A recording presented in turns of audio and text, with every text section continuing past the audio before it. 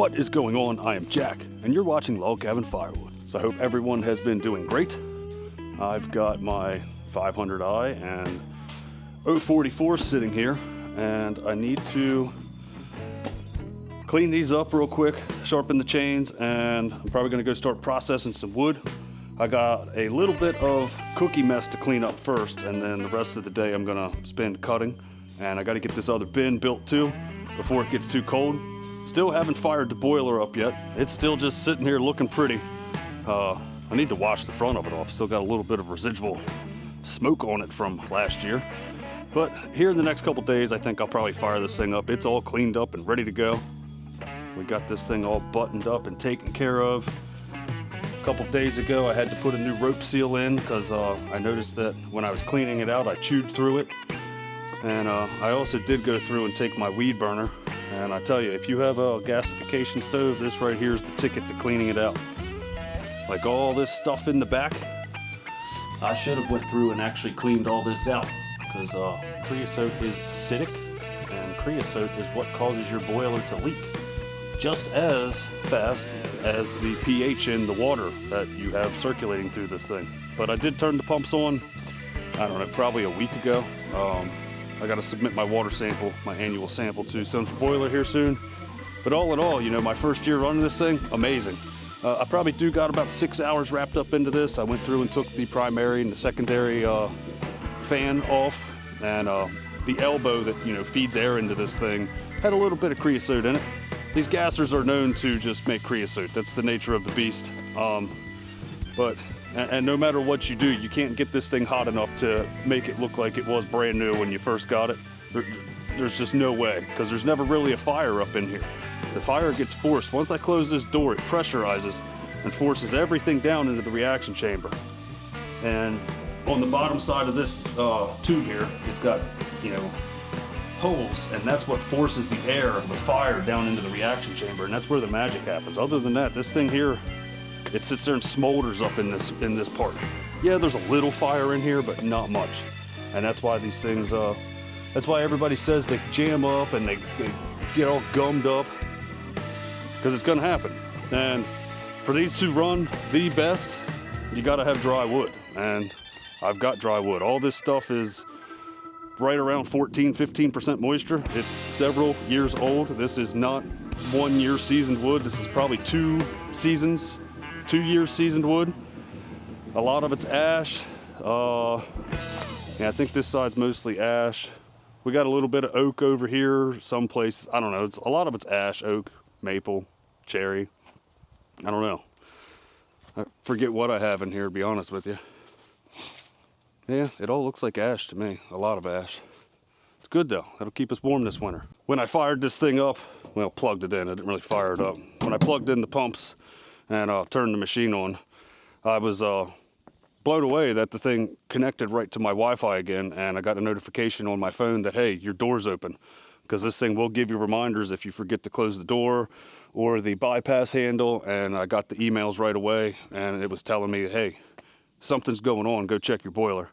So that was pretty cool that I had no connectivity issues as soon as I plugged the thing back in, and it hasn't been plugged in for, we haven't had it plugged in for, what, since April? Since right before I went to Hoosier. I guess I shut it down the beginning of April this past year. But yeah, enough yapping about the boiler. Eventually, I don't know, it's still 65-degree days, and like it hasn't got cold yet. And we sleep with windows open now as it is. Like, I mean, the one day we woke up, it was 58 in the house. A little chilly, man. Put some socks on, some sweatpants. Gives you an excuse to snuggle, right? You know, colder it is, throw an extra blanket on, throw an extra leg over your partner. Let me tear some saws apart, guys. Get this stuff cleaned up, and we'll see what else we can get into.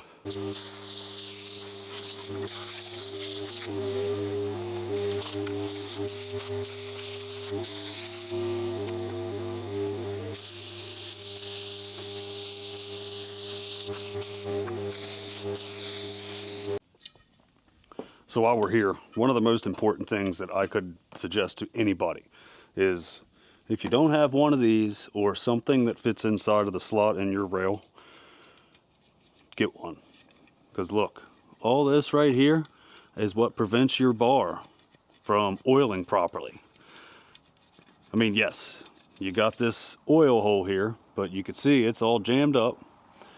And I would say every time you sharpen your chain, not every time, every other time you sharpen your chain, you should be pulling the bar off and cleaning your rail out. It helps your chains stay lubricated properly and prevents, you know, your bars from getting all jammed up. I mean, look, can you see all that in there?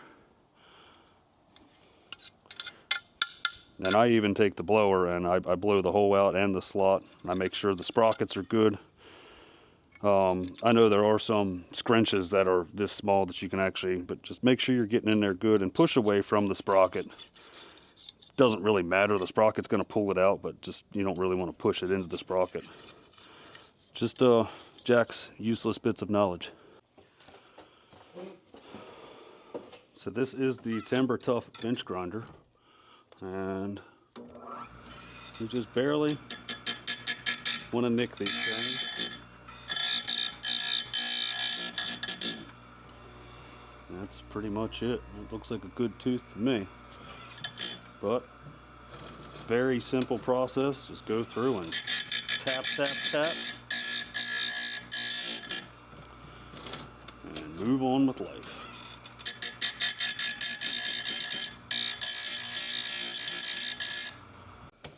Well, that side's done. So now we can loosen the thing up, pull it around 30 degrees, and start the other side.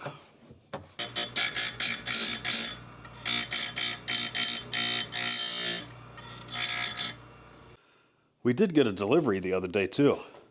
This is some of my favorite stuff.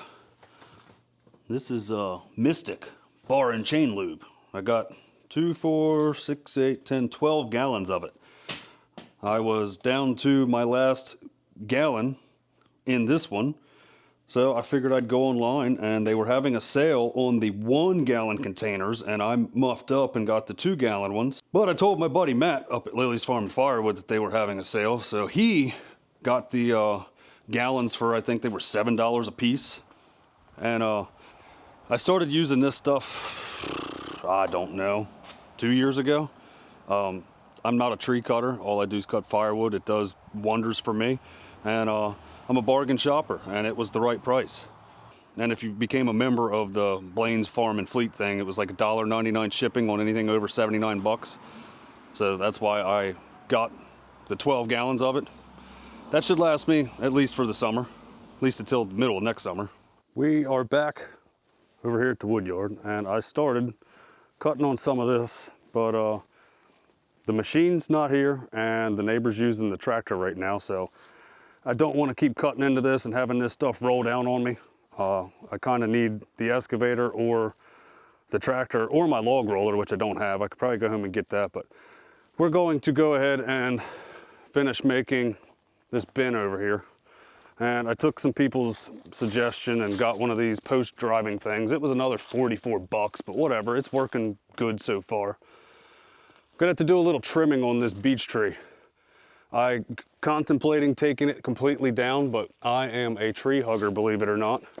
And I don't want to kill anything I don't have to, but I am going to take this lead off right here, because that's what's giving me most of my shade.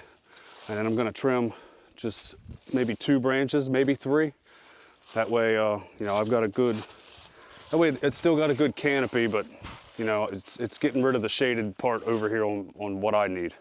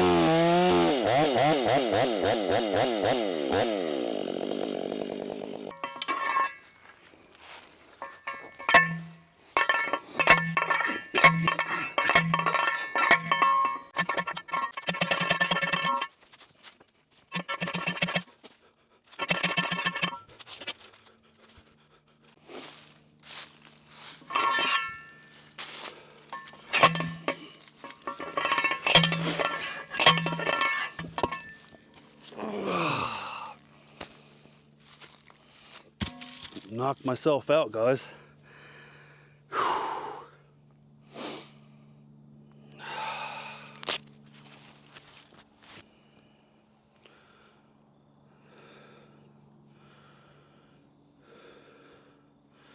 No blood, so that's a good thing.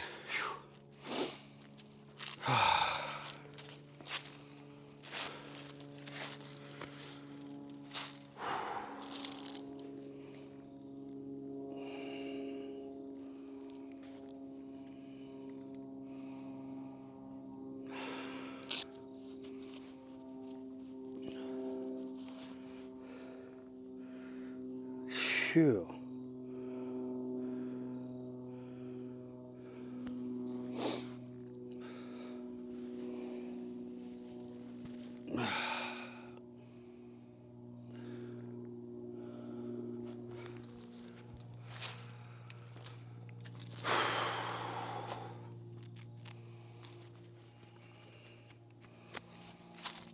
Oh, that one brought a tear to my eye.